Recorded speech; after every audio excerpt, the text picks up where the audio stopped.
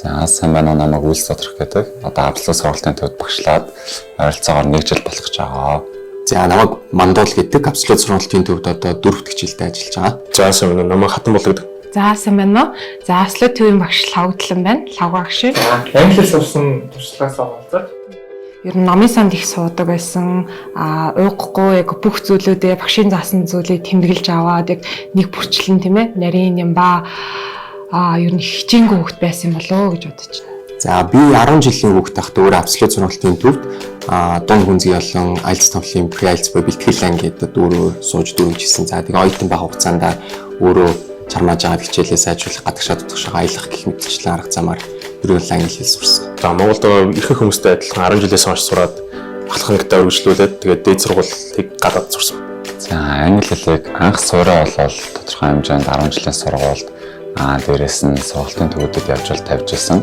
Цаашлаад бол өсвөр наснда англиар яригддаг оронд очиж тодорхой хугацаанд амьдарч ирсэн маань илүү сайжруулах төлөвлөж үзсэн бахаа гэж бодлоо. Та сурагчдад англи хэл сурах талаар нийтлэг бэрхшээл ихлээс үүнийг хэн засах вэ? Хэл сурахад илүү одоо мэдлэг гэж харахгүйгээр хэрэглээ гэж хариу хардаг. Одоо илүүтэйгээр харах хэрэгтэй гэж боддог. Тэгэхээр одоо нэг хин биологийн хичээл сурч байгаа юм шиг нэг одоо айхтар судалж бариад байхаас илүүтэйгээр илүү их ашиглах тусмал илүү их сайжрна гэсэн. Ер нь альва хэлийг сурахад яг нэг дор сууж агаад сайн хуцтай үзэх бол их чухал гэдэг л та. Тийм болохоор цаг зав асуудал. Дээрээс нь өөрийгөө англи хэл сурч байгаа ер нь ямар ч хэл сурч илаа гэсэн альва орчноор нь хүрээлүүлэх хэрэгтэй. Биднэрт гадаадд очих ч юм уу тэгж сурах боломж харьцангуй хонс байдаг болохоор одоо интернетийн хэдүүлээ одоо буйныг нь ашиглаад чихүү өөрийгөө аль болох англи дуу, хөгжим, кино, ном зохиол мэдээллүүдээр ер нь бол хүрээлүүлэх нь хамгийн чухал гэж үзэж байна. Зарим хүмүүс бичих чадвар ч юм уу эсвэл унших чадвартай сайн байдаг. Гэтэл зарим хүмүүс яриа олон сонсголтой сайн байдаг.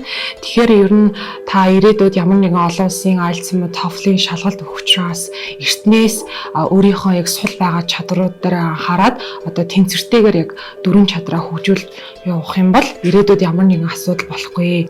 За ялангуяа Монгол сурагчид тулгардаг номер 1 асуудал миний бодлоор бол яг хэрэглэхтэй байдаг. За дөрвөө сурч болно гэхдээ дөрвөө яг бодит байдал дээр ашиглаад хүмүүст ярих юм бол ичиж зовдөг байна. Тэгэхээр тэр нэг даваагаа тоолч юм бол ерөнхийдөө сурсан юм хүмүүст маш их амжилттайгаар харуулж болох юм болоо гэж бодож байна. За хэл сурж байгаа хүнд ямар зөвлөгөө өгөх вэ гэхээр угаасаа уур чадвар юм чинь чадахгүй болохоор сурах гэж байгаа. Тэгэхээр тэр даваагаа туулаад чадахгүй гэлээгээд айх биш. Чадахгүй учраас би нэг чадах хэвээр намаас бол чадхад ямар ч асуудал байхгүй маа гэсэн сэтгэлийг суулгаад явах юм бол илүү давуу талтай болоо гэж бодож байна.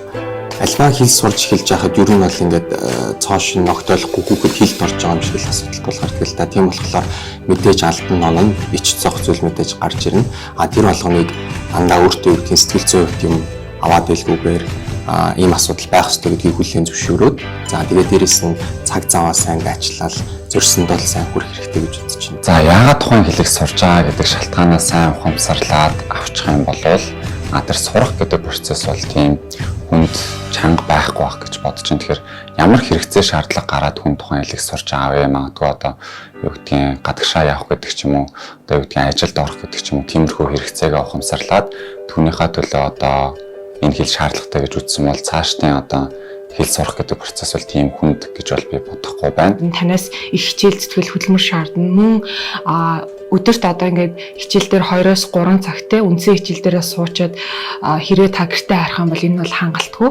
Тэгэхээр та нэмэлтээр өгж байгаа одоо аслууд үн төлбөргөө одоо клубүүд, тавталгуудаа маш сайн хамрагдаараа тэр боломжуудыг сайн ашиглаараа гэж зөвлөмөр байна. Авслаа сургалтын төвийн сурагчдад өгж байгаа үн цэнийг та юу гэж боддог вэ? Үн цэнийг ер нь богино хугацаанд хүүхдүүдэд аль болох их мэдлэг, чанартай мэдлэгийг ер нь олох гэж бид нар хичээдэг. Энд байгаа хүмүүс их хүчилж энд оруулаагүй.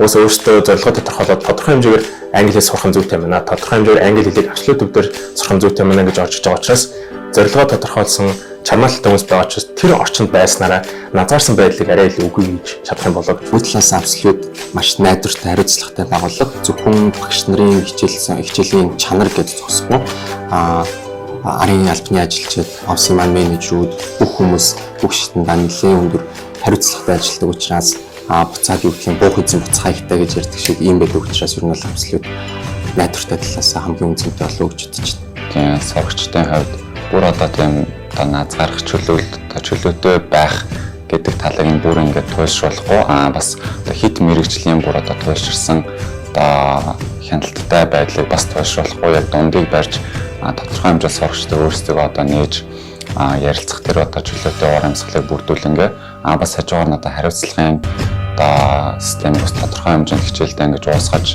оруулдаг гэж боддог учраас энэ бас сурагчдад хамгийн англи сурах бүр ашигтай одоо боломжийг хангаж өгдөг байдал болов уу гэж нь бол бодож байна.